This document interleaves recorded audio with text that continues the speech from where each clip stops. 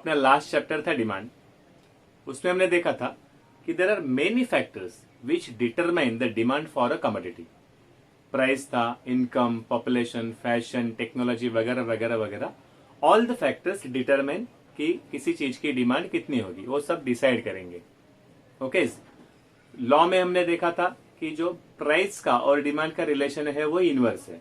Price ऊपर तो demand नीचे, प्राइस नीचे तो डिमांड ऊपर, इनवर्स रिलेशनशिप। प्राइस कम होती है तो डिमांड बढ़ेगी, प्राइस अगर बढ़ती है तो डिमांड कम हो जाएगी। Now let us take a simple example. एक 10 रुपए वाली टैबलेट है बुखार पे, बुखार आने पे लेने वाली 10 रुपए की टैबलेट है, और 10 रुपए का आइसक्रीम है। ओके, दोनों की प्राइस हो जाती है 5 रुपीज। प्राइस कम हुई कि नहीं? दोनों की प्राइस कम हो गई। लेकिन अगर बुखार की गोली है, टैबलेट है, उसकी प्राइस हाफ हो गई, तो क्या उसकी डिमांड बढ़ेगी? क्या मैं एक गोली के बदले 2 गोली खाऊंगा?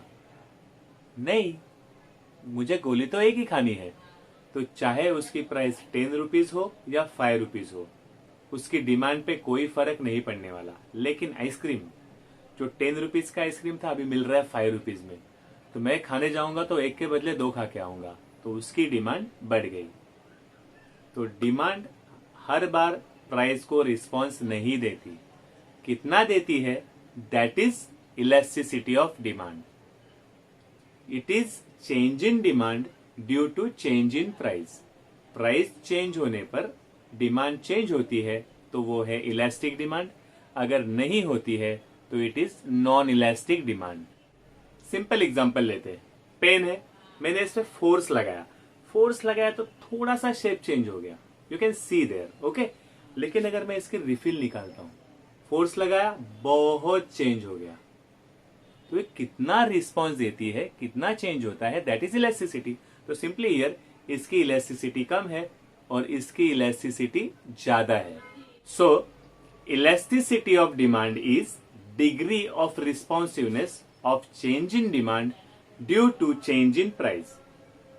प्राइस में चेंज होने पर डिमांड कितना रिस्पॉन्स देती है, वो जो डिग्री है, प्रमाण है, कम प्रमाण या ज्यादा प्रमाण, कम एक्सटेंट या ज्यादा एक्सटेंट, कम डिग्री या ज्यादा degree, that is elasticity of demand.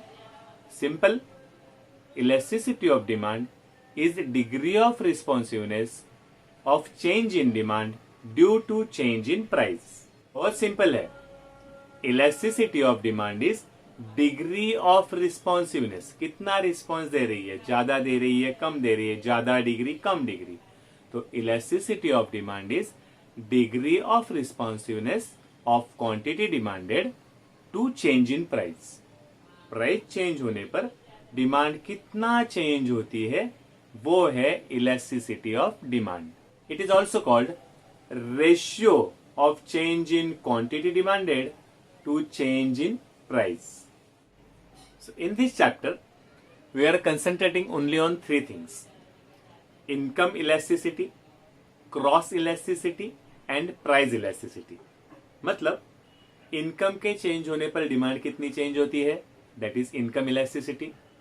Cross elasticity है चाय और कॉफी, तो चाय की प्राइस ऊपर नीचे जाएगी तो कॉफी पे भी उसका असर पड़ने वाला है, दैट इज क्रॉस इलास्टिसिटी। और तीसरा है प्राइस इलास्टिसिटी। प्राइस ऊपर नीचे तो उसका डिमांड पे कितना असर पड़ेगा, दैट इज प्राइस इलास्टिसिटी। तो total 3 elasticities of demand will be learning in this chapter, that is income, cross and price elasticity of demand.